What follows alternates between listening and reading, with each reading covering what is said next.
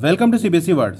तो ये मेरे पास ओसवाल बुक्स की वन फॉर ऑल वर्कबुक है फॉर क्लास 7 साइंस क्यूरियोसिटी। और इस वीडियो में आपको इस वर्कबुक की एक वर्कशीट सॉल्व करके दिखाऊंगा। लेकिन पहले थोड़ा इसके बारे में जान लेते हैं कि बेसिकली इस वर्कबुक के अंदर क्या है। तो यहाँ कंटेंट है, आप देख सकते हो चैप्टर वाइज आपको कई सारी वर्कशीट मिल जाएंगी।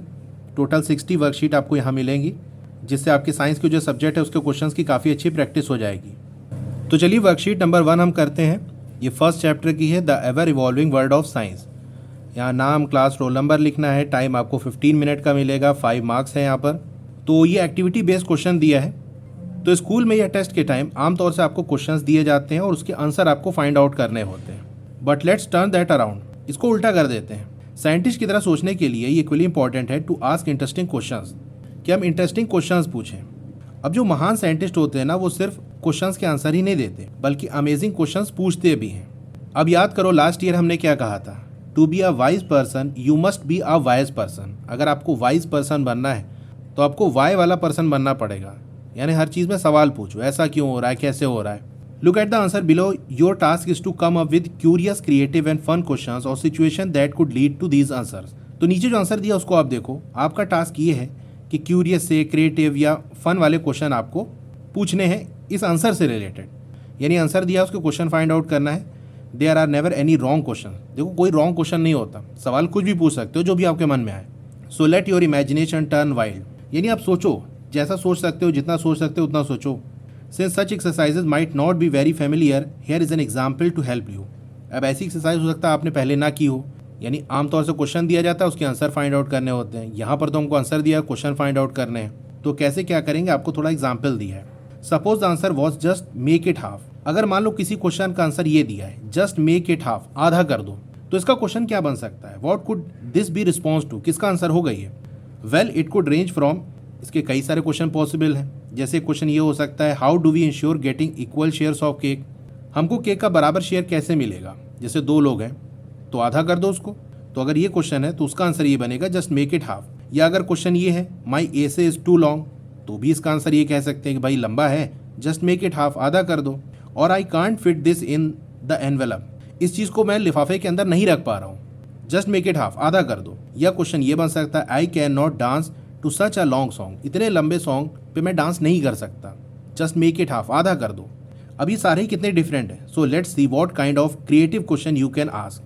तो ये इन्फॉर्मेशन है, अब ऐसे ही आपको क्वेश्चन पूछना है। तो आंसर देखो आपको ये दिया है, जस्ट ऐड सम मिल्क, कुछ मिल्क ऐड कर दो। अब इसका क्वेश्चन क्या बन सकता है। देखो अगर चाय में मिल्क कम होगा तो वो स्ट्रॉन्ग टेस्ट करेगी। तो चलिए इसका क्वेश्चन हम फ्रेम करते हैं। How can I fix my tea if it taste too strong. अब क्वेश्चन ये पूछा जा रहा है कैसे अपनी टी को हम फिक्स कर सकते हैं अगर वो बहुत ज़्यादा स्ट्रॉन्ग टेस्ट कर रही है। तो आंसर बनेगा जस्ट ऐड सम मिल्क, थोड़ा सा मिल्क ऐड कर दो, बैलेंस हो जाएगा। अब सेकंड आंसर आपको दिया है, because the cats teeth were crooked, क्योंकि बिल्ली के जो दांत थे वो क्रूक्ड थे, यानी टेढ़े मेढ़े थे। तो क्वेश्चन क्या बन सकता है, मतलब जैसे मान लो बिल्ली कुछ खाना चाह रही है और सही से खा नहीं पा रही है, तो क्वेश्चन ऐसे बन सकता है कि अब बिल्ली सही से खा क्यों नहीं पा रही, चीज़ों को चबा क्यों नहीं पा रही है, क्योंकि उसके जो टीथ है वो क्रूक्ड हैं। तो क्वेश्चन क्या बनेगा, why did the cat struggle to chew its food properly. बिल्ली को फूड को सही से प्रॉपरली चबाने में प्रॉब्लम क्यों आ रही, वो स्ट्रगल क्यों कर रही है, because the cats teeth were crooked. अब ये आंसर देखो, don't panic I have my towel, परेशान ना हो, मेरे पास मेरी टॉवल है। तो सिचुएशन क्या हो सकती है, मान लो जैसे आप हो और आपका कोई फ्रेंड है, स्विमिंग करने गए, स्विम करने के बाद आपके फ्रेंड ने कहा करे यार मैं तो टॉवल लाना भूल गया।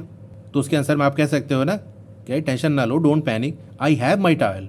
तो सिचुएशन क्या बनेगी, यानी क्वेश्चन हमारा क्या बनेगा, what would you say to your friend when he or she realizes after swimming that, realizes के बाद कॉमा लगेगा, आफ्टर स्विमिंग के बाद कॉमा लगेगा, that he forgot his towel.